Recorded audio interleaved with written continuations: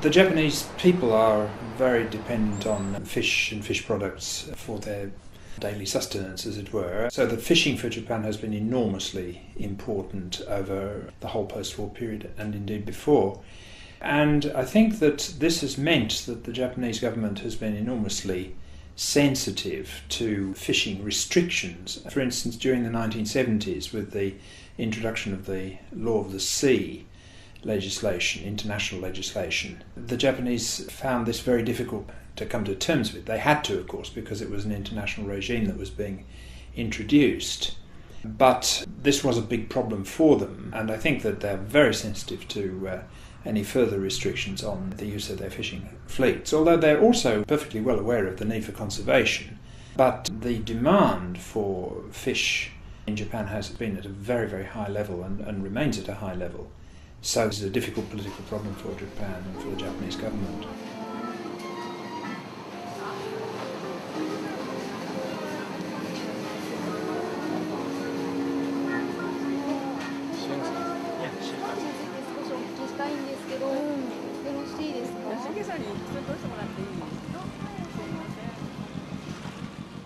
My own view is that in terms of Japanese national interest, it doesn't make a great deal of sense to pursue whaling. If one is trying to find out the reasons or speculate on the reasons for why they persist with whaling, I think there's something like three possible explanations or some combination of the three. Now, first of all, to clear one thing out of the way, the whaling industry in Japan is absolutely tiny and has been for many years. And the amount of demand for whale meat today in Japan is quite minuscule. So the idea or the argument that the Japanese need to eat whale meat is a load of nonsense, frankly. There are about three basic reasons why the Japanese government pursues this issue and works so hard at it in the International Whaling Commission and so on, trying to get a majority on the commission by indeed recruiting new members of places with such enormous fishing interests as Mongolia, for instance. First, I think, is quite simply the precedent argument. They see whaling as part of the whole fishing policy of Japan, and I think there's a widespread view that if they don't hold the line on whaling, they're going to be clobbered in relation to other fishing aspects of their policy. Secondly, there is a lobby within the bureaucracy.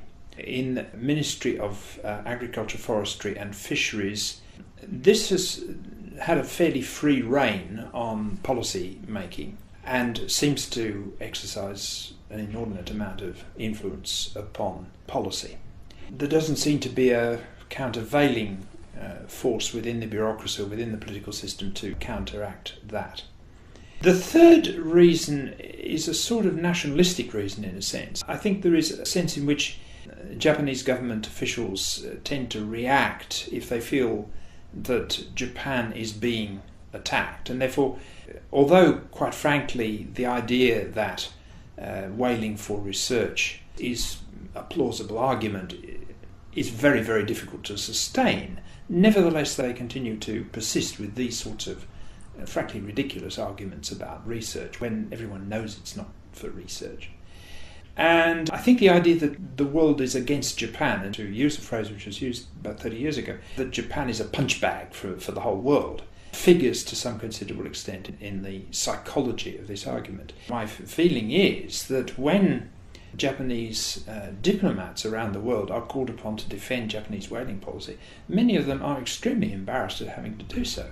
I mean, it is simply not a policy that makes sense, either in environmental terms or, and I think this is most important for Japanese diplomats, in terms of the image that it creates for Japan and for Japanese attitudes towards the rest of the world that are projected by these policies. So I think it is a very counterproductive policy from the Japanese point of view.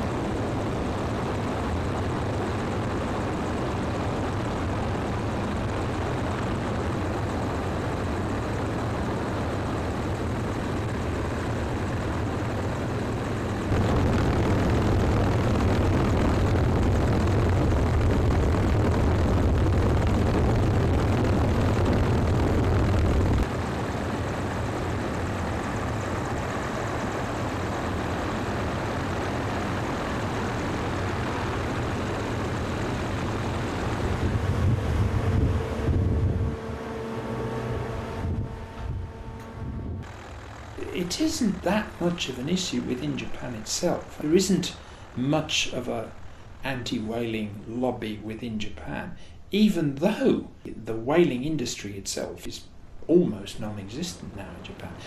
After the war, of course, when food was short, whaling was very important. That has not been the case for decades now.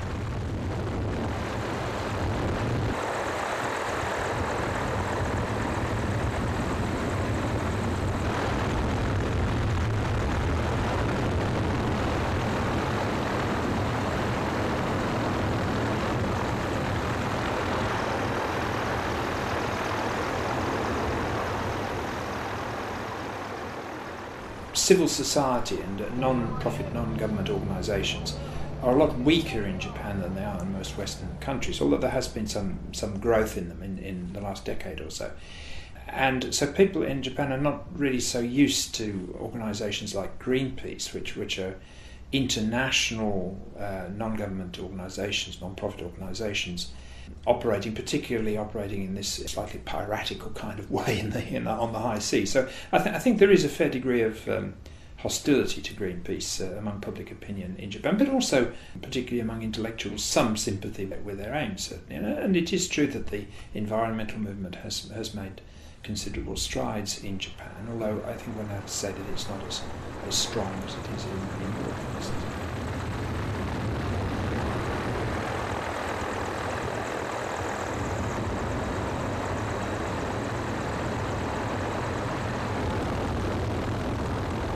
The whole question of NGOs, NPOs in Japan is linked in with politics, because although things have been relaxed now, it is a good deal more difficult because of registration restrictions imposed deliberately by government for NGOs to operate in Japan. It's all right if they're local, they're concerned with local issues, and they're not generalised in their aims, and if they're working with the government rather than working against the government. But if they're particularly international groups, which of course are automatically seen as American or European in their origin, and if their aims are hostile to government policy, critical of government policy on whatever issue, and if in a sense they're out of control of the government, then there have been very, very considerable restrictions on them operating, and particularly it's very difficult to get registered.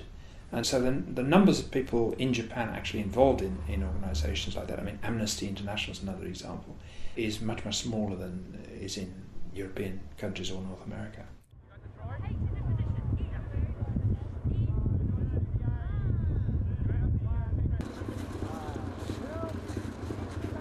Taking that